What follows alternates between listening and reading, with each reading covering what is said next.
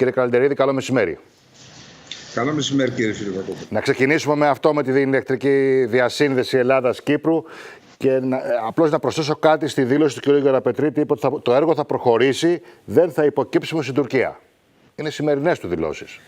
Ναι, μπορώ να πω ότι είναι μια ευχάριστη έκπληξη η δήλωση αυτή του κ. Γεραπετρίτη, γιατί άλλα δείξαμε στην Κάσο, στο πεδίο. Πάντως να σημειώσουμε ότι η Τουρκία, το Ιταλικό πλοίο, έχει ξαναβγεί στα διεθνή ύδατα, εκτός ελληνικών χωρικών υδάτων νοτίως της Κάσο. Νομίζω 6 με 9 του μηνός έκανε έρευνες για την πόντιση του καλωδίου. Η Τουρκία τη φορά αυτή δεν έστειλε, ούτε έβγαλε ναύτεξ, ούτε έστειλε πλοία κοντά. Είναι μια φρεγάτα σε απόσταση 25-30 μιλίων. Να πούμε, κύριε Φιλιππακόπουλε, ότι με βάση 2 άρθρα της UNCLOS, δηλαδή τις συνθήκες του Montego Bay για το Διεθνές Δίκαιο της Θάλασσας, λένε ξεκάθαρα ότι ακόμα και στην περίπτωση που δεχτούμε, που δεν το δεχόμαστε, ότι η περιοχή αυτή είναι θαλάσσια δικαιοδοσία της Τουρκίας, δεν έχει κανένα δικαίωμα να αποτρέψει την πόντιση καλωδίων και αγωγών, που σημαίνει ότι όλο το δίκαιο είναι με το μέρος μας. Τώρα, στην αλλαγή της στάσης της Τουρκίας και στην αυτοπεποίθηση που φαίνεται ότι έχει αποκτήσει πλέον ο κύριος Γεραπετρίτης και ο Έλληνας Πρωθυπουργός, πιθανόν να έπαιξε ρόλο η αναφορά που έκανε η πρέσβης των Ηνωμένων Πολιτειών στη Λευκοσία σε ομιλία που έκανε στην έκθεση Θεσσαλονίκης, που είπε το έργο αυτό θα γίνει, προχωράτε. Έδωσε στην ουσία μια πολιτική στήριξη, χωρίς όμως να δηλώσει ότι οι Ηνωμένες Πολιτείες Αμερικής εγγυώνται την κατασκευή αυτού του πολύ πολύ σημαντικού έργου. Διότι πέρα από ενεργειακό, πέρα από οικονομικό και πολιτικό, είναι και ένα γεωπολιτικό θέμα. Ακριβώς. Να και ενωθεί η Ελλάδα με την Κύπρο, έστω και μέσω της ηλεκτρικής διασύνδεσης. Άρα εκτιμάται ότι θα προχωρήσει, έστω και με τις δυσκολίες που υπάρχουν. Ναι, πιστεύω ότι σε πολιτικό επίπεδο υπάρχει πλέον βούληση, αλλά ξέρετε, έχουν οι άνθρωποι στην Κύπρο που γνωρίζουν το θέμα από την πλευρά της Λευκοσίας. Ναι. Μιλούν και για οικονομικά συμφέροντα που κινούνται στο χώρο του ΑΔΜΙΕ αλλά και ιδιωτών, και ότι αυτά είναι ίσως το μεγάλο πρόβλημα. Από τη στιγμή όμως που διαβάζω σήμερα κι εγώ ότι σε πολιτικό επίπεδο υπάρχει βούληση να προχωρήσει το έργο, εκτιμώ ότι το έργο θα προχωρήσει. Μάλιστα. Να σημειώσουμε πάντως ότι η Τουρκία, πέραν της κίνησης με τα 5 πλοία εκεί στην Κάσο, σε επίπεδο δηλώσεων δεν έχει δηλώσει κάτι για το συγκεκριμένο έργο.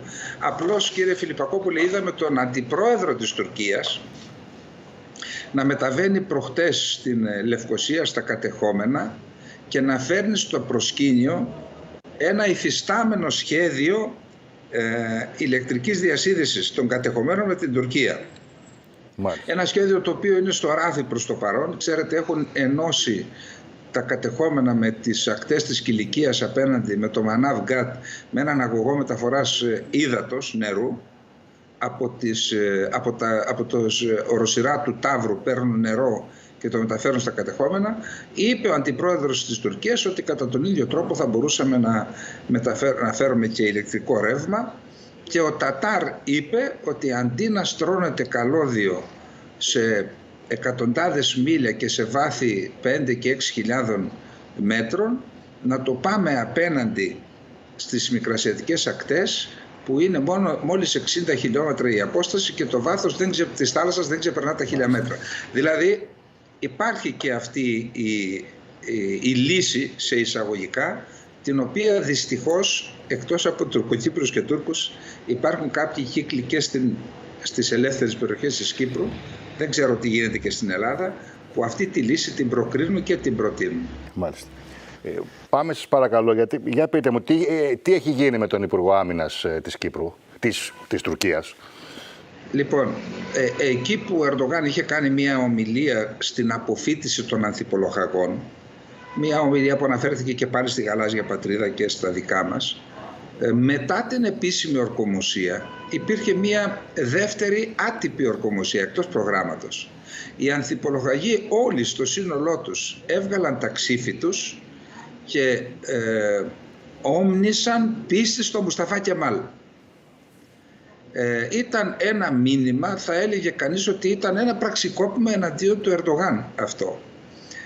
Για 3 μέρες ο Ερντογάν δεν μίλησε για αυτό το θέμα, προσπαθούσε να ενημερωθεί από τις αρμόδιες υπηρεσίες, ενεπλάκη το Υπουργείο Άμυνας και η Υπηρεσία Πληροφοριών ΙΜΙΔ, να μάθει τι ακριβώς συμβαίνει. Εκεί προσπάθησαν να εμπλέξουν τον Γκιουλέν ή άλλους κύκλους του βαθέως τουρκικού κράτους, εννοώ των κεμαλιστών, και μετά από αυτό άρχισε σταδιακά ο Ερντογάν να ξυφουλκεί εναντίον αυτών που σχεδίασαν, διότι δεν μπορεί να απολύσει όλους τους αντιπρογαγούς, αυτών που σχεδίασαν αυτό το πραξικόπημα.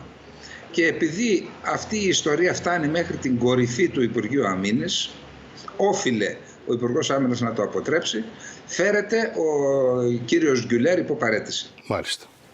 Τώρα. Να πούμε ναι. στους τηλεθεατές σας το εξής, ότι ο Ερντογάν στην ουσία δεν έχει πολιτικό αντίπαλο εν ζωή. Ο πολιτικός του αντίπαλος συνεχίζει να είναι ο Μουσταφά Κεμάλ. Είναι ο εφιάλτης του. Και αυτό δεν θα το αφήσει να περάσει έτσι και προς στιγμή το πρώτο θύμα φαίνεται ότι είναι ο Υπουργός Άμυνας. Μάλιστα. Πάμε τώρα να κλείσουμε, σας παρακαλώ, με την συνάντηση της Νέας Υόρκης. Έχουν αρχίσει και συζητάνε για το ποια θα είναι η ημερομηνία. Μάλλον 23 του μήνα είναι η πιθανότερη ημερομηνία. Θα είναι η 6η συνάντηση σε λιγότερο από 2 χρόνια, κύριε Καλεντερίδη. Κύριε Φιλιππακόπουλε, να βγαίνει κάτι από τη συνάντηση. Θέλω να μου επιτρέψετε μία εκτροπή. Ναι. Ο Ερντογάν προχθές, μιλώντας σε ένα λύκειο θεοκρατικό, Ιμάμ Χατίπ Λισεσί, που είπε για την Αγία Σοφία, θα πείτε.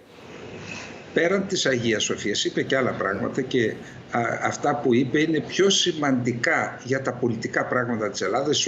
Η Αγία Σοφία φυσικά είναι ένα τεράστιο ζήτημα. Ο Ερντογάν είπε ότι η Χαμάς μάχεται και αμήνεται στη Γάζα εξ ονόματος όλων των μουσουλμανικών χωρών και πιο συγκεκριμένα εξ ονόματος της Αιγύπτου, του Λιβάνου, της Συρίας και της Τουρκίας. Χαρακτήρισε τον πόλεμο του Ισραήλ επεκτατικό. Αν καταλάβουν τη Γάζα, μετά θα καταλάβουν τη Δυτική Όχθη, μετά το Λίβανο και μετά θα φτάσουν μέχρι τον Τίγρη και τον Εφράτη στη χώρα μας. Και εννοεί ότι θα προσπαθήσουν να ιδρύσουν οι Ισραηλοί και οι Αμερικανοί ένα κουρδικό κράτος που θα διαμελήσει την Τουρκία. Αυτή η αναφορά του έχει πείσει κατά τα φαινόμενα τις αραβικές χώρες, ειδικά τις ενδιαφερόμενες, και γι' αυτό είχαμε την επίσκεψη του Σίση, και γι' αυτό είναι ένας επιπλέον λόγος στην Άγκυρα, ναι. Αλλά γι' αυτό το λόγο εκλήθη μετά από 11 ολόκληρα χρόνια ο Φιντάν στο Κάιρο στην σύνοδο των Υπουργών Εξωτερικών του Αραβικού Συνδέσμου. Η Τουρκία δεν είναι αραβική χώρα. Μετά από 11 χρόνια. Γιατί πριν από 11 χρόνια ο Ερντογάν ήταν αυτός ο οποίος ηγείτο της Αραβικής Επανάστασης ως ηγετική φυσιογνωμία της μουσουλμανικής αδερφότητας, που είχε ως στόχο την ανατροπή των καθεστώτων των αραβικών χωρών. Γι' αυτό τον απέκλεισαν και τώρα είναι εκεί. Θέλω να πω ότι αυτό το σκεπτικό που ανέπτυξε ο Ερντογάν φέρνει πιο κοντά μια σειρά από χώρες, μεταξύ αυτών την Αίγυπτο κυρίως, αλλά και προσπαθεί να φέρει και τη Συρία, και αυτό επηρεάζει άμεσα τα εθνικά μας συμφέροντα και στην Κύπρο και στην Ελλάδα. Να σημειώσω όμως ότι ακριβώς επειδή υπάρχει τουρκικό στρατός στη Συριακή επικράτεια, μόλις χθες έγινε, 10 του μηνός, ναι. Ήταν η σύνοδος αυτή, μόλις σηκώθηκε, βγήκε στο βήμα ο Φιντάν, η αντιπροσωπεία της Συρίας αποχώρησε επιδεικτικά από την αίθουσα και με το κεφάλι ψηλά. Μάλιστα. Αυτά. Τώρα, η εκτροπή που κάνατε ήταν πολύ σημαντική, όντως, γιατί εγώ δεν είχα όλο το υπόλοιπο κομμάτι. Είχα αυτά που είπε για την Αγία Σοφιά στη συγκεκριμένη ομιλία, αλλά δεν είχα όλο το υπόλοιπο. Οπότε είναι πάρα πολύ σημαντικό να το ξέρουμε και αυτό. Οπότε πάμε τώρα στη Νέα Υόρκη. Μια συνάντηση, η έκτη σε λιγότερο από 2 χρόνια. Περιμένουμε κάτι να βγει από εκεί, κύριε Καλεντερίδη. Εγώ πιστεύω, κύριε Φιλιππακόπουλε, ότι τώρα πλέον όλοι κρατούν μικρό καλάθι, και ο ίδιος ο κύριος Μητσοτάκης. Ακριβώς. Και ο κύριος Γεραπετρίτης που τον άκουσα το πρωί σε αυτή τη συνέντευξη ήταν επιφυλακτικός για το αποτέλεσμα.